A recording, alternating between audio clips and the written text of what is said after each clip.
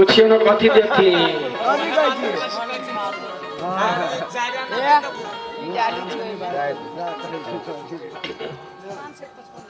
के दीदी का बाप रे बाप 12 बरस तब केला जोला भातार कई 500 रुपया ले लेना देना भी कभी अगर छुच्छी वाला भी लाछो के लाज लागे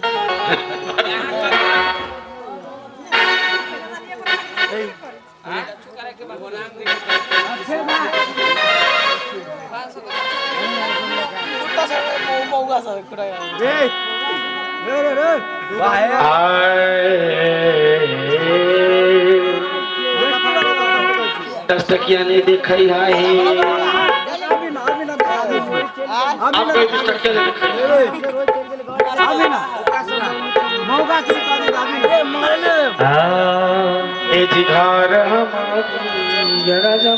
घर हे जगिया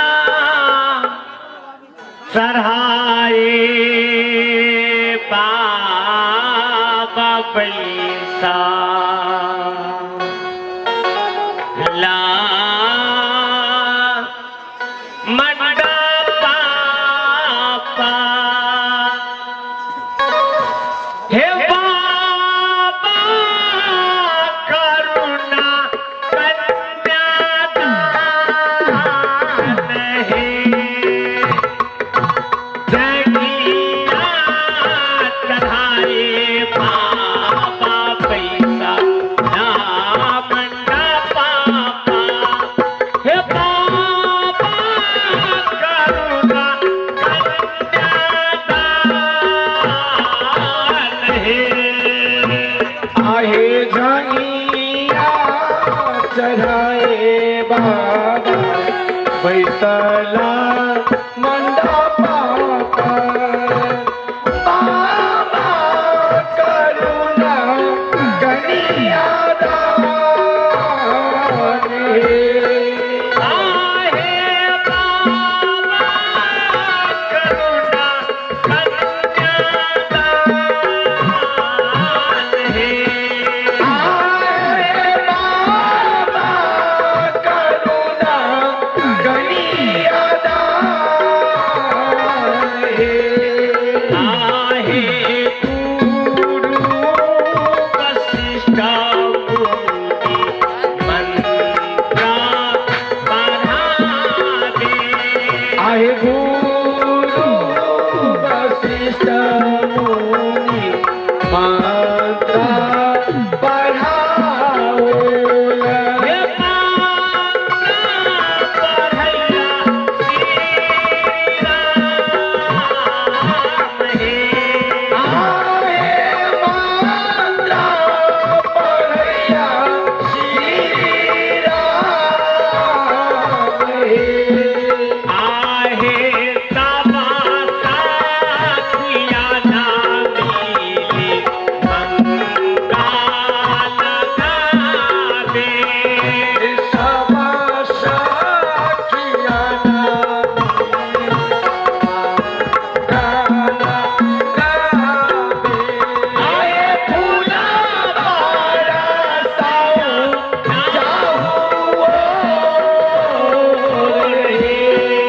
आए फूला बरसावे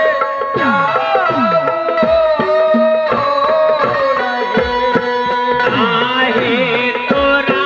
लागिया हे बेटी नटुआ नचवालो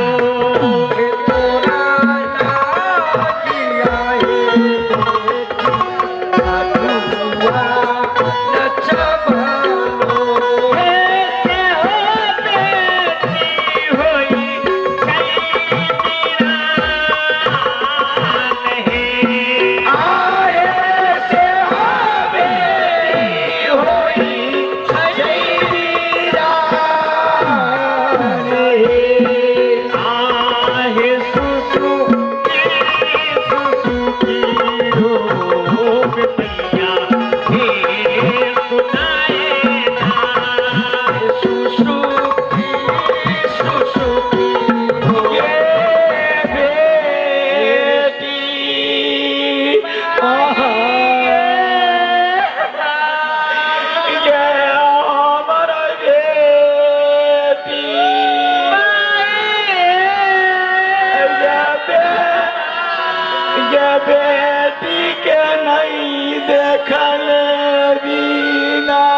ये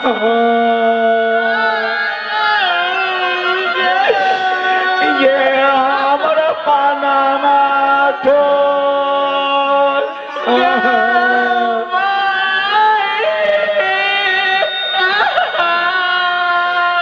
ये हमर बेटी हे सुनैना चुप रहा, ये जग के व्यवहार छे। ये चाउदी सा आता कैची दा बेटी के नहीं है आदे खबा करवैये हे चुप रहा ना, सब पाकले छे, बिहाने बोला देबो। हे छुपाओ ना, है भगवतीपुर वाली। आहे तू तेरा हूँ चाटे राहू